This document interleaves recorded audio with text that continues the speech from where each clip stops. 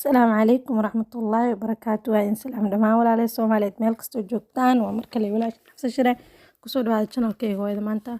waxaan idiin wadaa faa'iidada uu leeyahay geedka loo yaqaano moringaha. Moringa weli hore ma u maqashay fadlan haddii ahaa ay tahay jawaabtaada hoos igula wadaago iyo waxyaabaha u isticmaashay iyo waxyaabaha ka maqashay. Maanta waxaan rabaa inaan idila wadaago waxyaabaha loo isticmaalo geedka la dhaho moringaha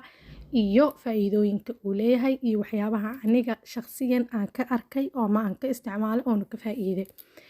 Marka ugu horeysa hadii tahay oo aad channelkeena soo booqatay fadlan subscribe noo saar haddii aad hore noola joogto aad u mahadsan tahay. Sanadkan wax yaraa ka dhiman maalmo yaraa ka dhiman inta ka dhiman insha Allah waxaan rajeynayaa 5,000 inay ila buuxin doontiin usii share gareeya asxaabtiina iyo heladiina especially channelkayga wuxuu aad u quseeyaa hooyooyinka iyo caruurta marka u share gareeya hooyooyinka iyo dadka jecel macnihii cuntada iyo waxaas anybody oo is leedahay channelkayga wuu quseeyaa u share gareeya insha Allah. hore haddaa usii gala barnaamijkayga maanta waxaan rabaa inaan idiin sheego faa'iidada uu leeyahay geedka loo yaqaano moringa iyo asalkiisa meeshuu ka imaado. Geedka moringaha asalkiisa India ayaa aad looga isticmaalaa oo Hindida ayaa aad u isticmaalaan siyaabo kala duwanna way u isticmaalaan dadka adduunkana hadda gadaal ka barteen ma fahanteen oo markii lagu sameeyay research badan waxaa la ogaaday faa'iidooyin badan uu leeyahay. Geedkan waxaa kaloo uu ka baxaa Africa, Asia wadamo kaleeto meelo badan oo ka baxaa even Soomaaliya oo ka baxaa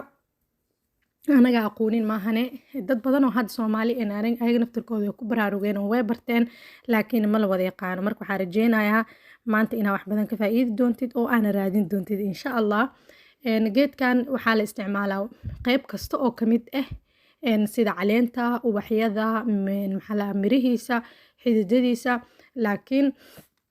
waxaa la xididada iyo qolofka iyo badanaa aaday waxa halis u yihiin oo inaa iska ilaalisid waayo dadka qaar oo xanuunada qabo ama yacni qof uur leh iyo waxaas ma isticmaali karo ma fahanteen. marka mar walba dhakhtarkaaga la tasho horta intaad wax isticmaalin wax walba dadka ay tijaabiyeen waxaa laga yaabaa inuu adiga kuu shaqeynin marka aniga inta iiga shaqeeyo waa idin sheegi doonaa insha Allah. Marka geedkan waxaa loo isticmaalay daawo dhaqameed ahaan waxaana lagu daaweeyaa cudurrada sokorta iyo caabuqa bakteeriyada infectionada ee keenaan bakteeriyada viruska iyo fungalka infectionska ee keenaan iyo murqa xanuunka joints joint xanuun meelaha lafaha iskaga galaan sida jilbaha gacmaha laab meel kastoo jirkaaga laab le markin oo joint la samaan joint painka wadna xanuunka iyo kansarka ayaa lagu daaweeyaa ay dhahaan dad qaar aaminsan yihiin.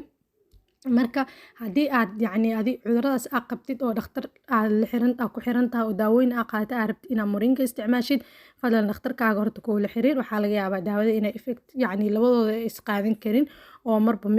mid aad isticmaashid kan kalena iska daayid ma fahanteen. Marka faa'iidooyinka ku jiro maxaa waaye dhaheen vitamin badan iyo minerals ku jiro waxaa la sheegaa caleenta moringaha inay ku jirto vitamin C 7 mar ka badan inta ku jirto liinta oranjada 15 mar potassium ka badan potassiumka ku jiro mooska iyo waxaa ku jiro calcium iron protein amino acid wuxuu caawiyaa jirka inuu dhaqso reesto caleentan waxay caawisaa inuu jirkaaga dhaqso u reesto oo healing-ka uu ka qayb qaato ma fahanteen iyo inuu muruq ku dhiso. waxaa kaloo lahaa inuu yahay antioxidant waxaa waaye jirka ayuu sifeeyaa macnaha jirka oo sunta iyo wasaqda ku jirta ayuu ka sifeeyaa.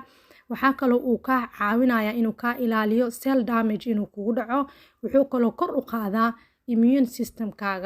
system waxaa waaye difaaca jirkaaga yacni qofka markuu difaaciisa u sareeyo cudurro badan uu iska caabin karaa yacni dhaqso ma xanuunsanayo ma fahanteen. marka maxaa lahay moringa see loo isticmaalaa ani ahaanteeda waxyaabo iga caawiyo waxaa ka mid ah ani waxaan isticmaalaa caleenta budadeeda markii ugu horeysay aniga caleenta anaa samaysan jira oo waxay ka baxdaa xaafadeena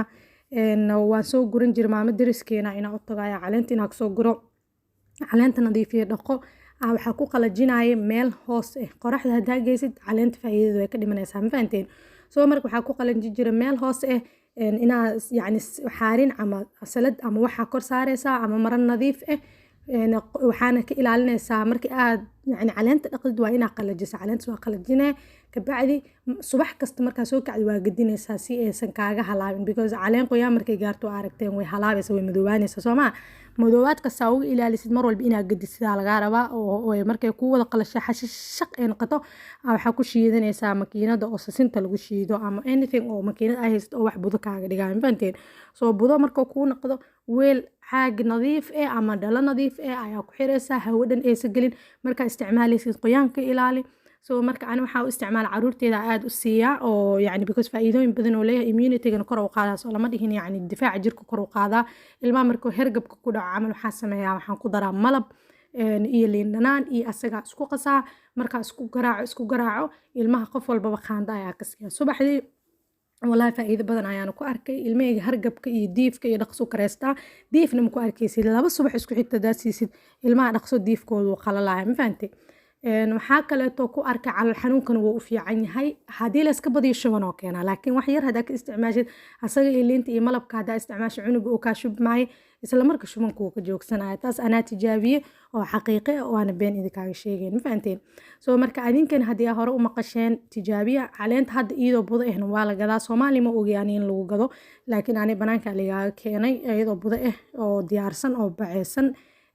wadamadan dariskeena ee Ethiopia Kenya Uganda kulli waa laga helaa Soomaali in la keeno weli ma ogi ani supermarketada kama raadinin laga yaabay in laga helo hadii oo maxallaay oo la raadiyo laakiin adaaba diyaarsan kartid ba hadii aad heleen xataa meel kastuu ka baxaa geedka hadii dadku waaweyn aweedist inay yaqaanaan laga yaabaa